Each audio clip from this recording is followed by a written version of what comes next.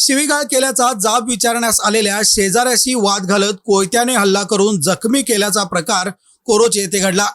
या प्रकरणी रमेश वामन पिसाळ वय 60 राहणार अमोल बेकरी पाठीमागे कोरोची याच्यावर गुन्हा दाखल करण्यात आला आहे। तर फिर्यादी श्रीनिवास चंद्रकांत खंदारे वय 44 राहणार अमोल बेकरी पाठीमागे कोरोची हे जखमी झाले असून शहापूर पोलिसात गुन्हा नोंद करण्यात आला आहे।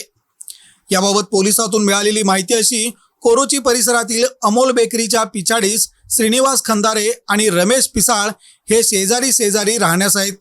पिसाळ हे सतत दारू पिऊन येऊन खंदारे कुटुंबियांना शिवीगाळ करत असतात। असाच प्रकार रविवारी दुपारी घडला। यावेळी खंदारे यांनी पिसाळ यांना समजावण्याचा प्रयत्न केला।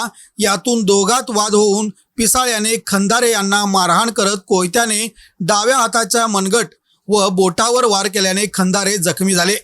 या घटनेनंतर खंदारे यांनी इंदिरा गांधी सामान्य रुग्णालयात उपचार घेतले। त्यांनी दिलेल्या फिर्यादीवरून शहापूर पोलीस ठाण्यात पिसाळ याच्यावर गुन्हा दाखल करण्यात आला आहे।